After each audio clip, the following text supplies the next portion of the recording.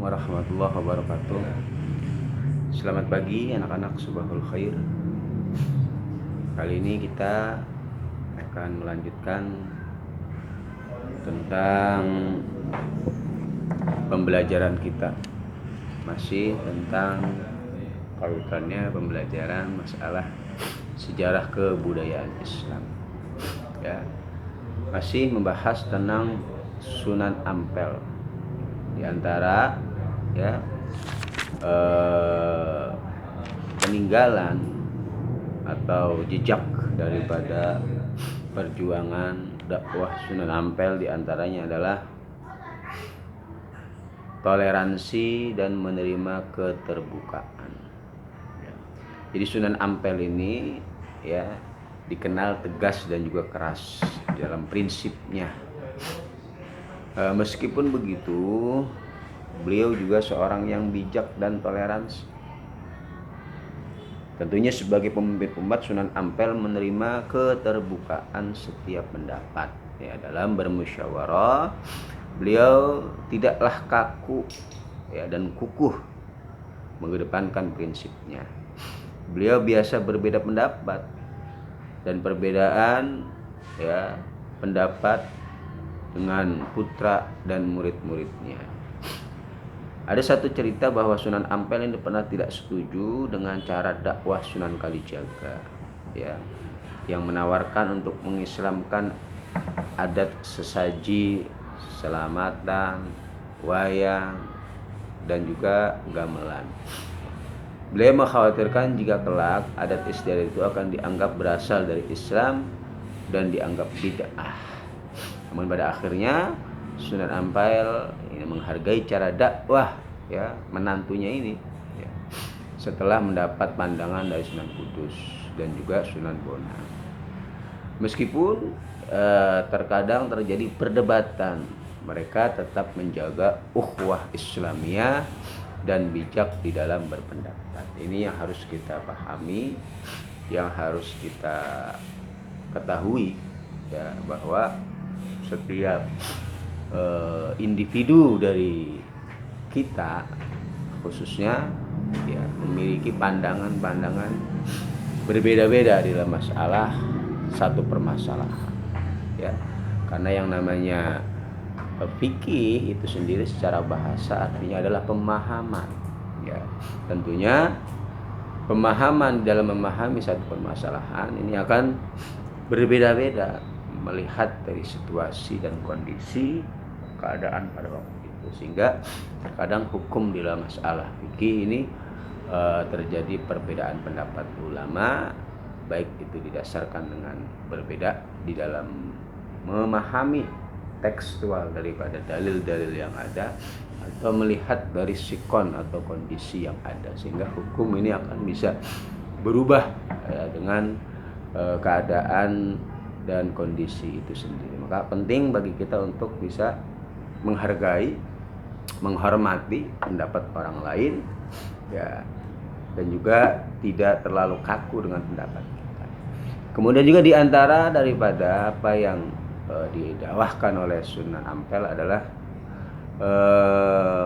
mengadaptasi kondisi masyarakat setempat.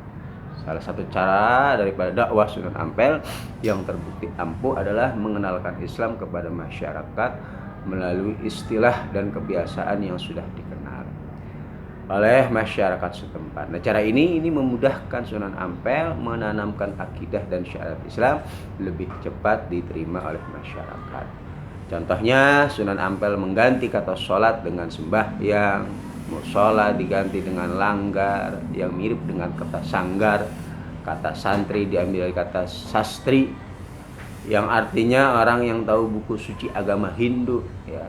Selain itu, Sunan Ampel juga membuka kesempatan kepada semua golongan untuk menimba ilmu kepadanya tanpa membeda-bedakan golongan bangsawan ataupun rakyat jelata. Nah, ini penting di dalam kita mengajarkan, tentunya mensyiarkan agama Allah Subhanahu wa taala, perlu pendekatan kepada masyarakat yang pada intinya bagaimana biar dakwah kita diterima. Seperti hal yang dilakukan oleh Sunan Ampel ini, mengganti istilah sholat dengan sembahyang, ya, mengganti istilah musola dengan langgar, ya, ya, dengan tidak merubah esensi isi dari inti ajaran itu sendiri, ya, agar masyarakat mau menerima Islam dengan baik. Nah, ini penting.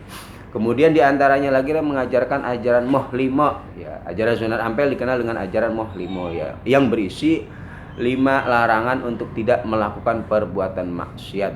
Nah, isi ajaran ini sangat sesuai dengan keinginan Prabu Sri Kertawijaya tentang kemerosotan moral kaum bangsawan dan juga masyarakat Majapahit.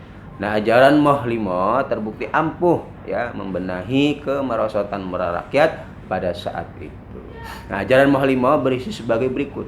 Yang pertama adalah moh main atau tidak mau berjudi, ya, bahasa Arabnya moh, bahasa Jawanya moh main. Yang kedua moh ngombe, ya, tidak mau mabuk. Yang ketiga moh maling, tidak mau mencuri. Yang keempat moh madat, tidak mau mengisap candu. Dan yang kelima moh madon, tidak mau berzina.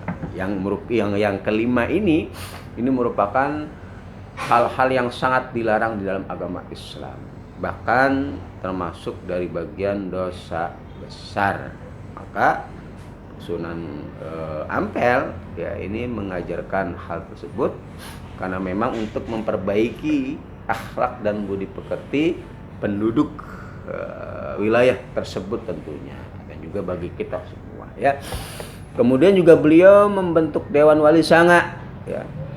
Dewan Wali Songo. Semeninggal Maulana Malik Ibrahim, Sunan Ampel diangkat menjadi sesepuh para wali Songo dan mufti tanah Jawa, ya. Mufti adalah orang yang dipercaya mengeluarkan fatwa, ya. Selain menjadi guru dari para wali Songo, kebijakan Sunan Ampel ini menjadi alasan diangkatnya beliau untuk jabatan tersebut. Nah, ketika, ya, kemelut terjadi dalam pemerintahan kerajaan Majapahit, ya, Sunan Ampel memprakarsai terbentuknya Dewan Wali Songo yang tugas utamanya adalah untuk menyelamatkan dakwah Islam di tengah kemelut politik yang terjadi saat itu, ya. Kemudian beliau juga yang menggagas berdirinya Kerajaan Demak, ya. Ya, jasa besar Sunan Ampel lainnya dalam perkembangan dakwah Islam adalah menggagas berdirinya Kerajaan Demak yang merupakan kerajaan Islam pertama di tanah Jawa. Nah, Sunan Ampel, ya, mendorong muridnya yaitu Raden Fatah yang merupakan putra Prabu Kertabumi Brawijaya kelima, ya, Raja Majapahit terakhir, untuk menjadi raja Kerajaan Demak. Nah, usulan Sunan Ampel ini diterima sehingga berdirilah Kerajaan Demak menggantikan Kerajaan Majapahit.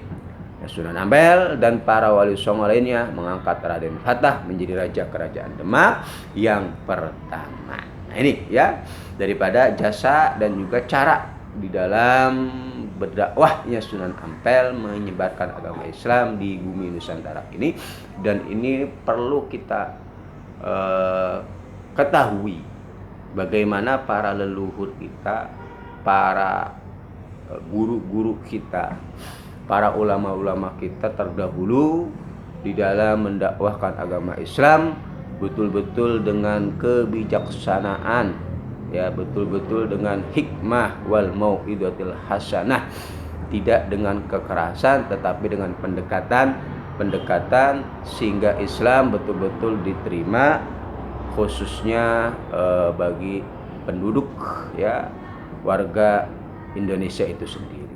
Kemudian kewafatan daripada Sunan Ampel, ya, selama hampir 20 tahun menyebarkan agama Islam di tanah Jawa, khususnya, ya, di Ampel Denta, Sunan Ampel berhasil mengembangkan Islam menjadi lebih luas lagi, ya. Terbukti dengan berdirinya pondok pesantren di Ampel yang menjadi pusat pendidikan Islam, ya, tidak hanya di tanah Jawa tetapi hingga ke Nusantara dan mancanegara. Selain itu, berdirinya Kerajaan Islam Demak menggantikan Kerajaan Majapahit menjadi bukti semakin kuatnya pengaruh agama Islam di tanah Jawa. Setelah menorehkan jasa yang besar dalam dakwah Islam di tanah Jawa, sesepuh Wali Songo itu pun akhirnya menghadap Sang Pencipta Allah Subhanahu wa taala. Sunan Ampel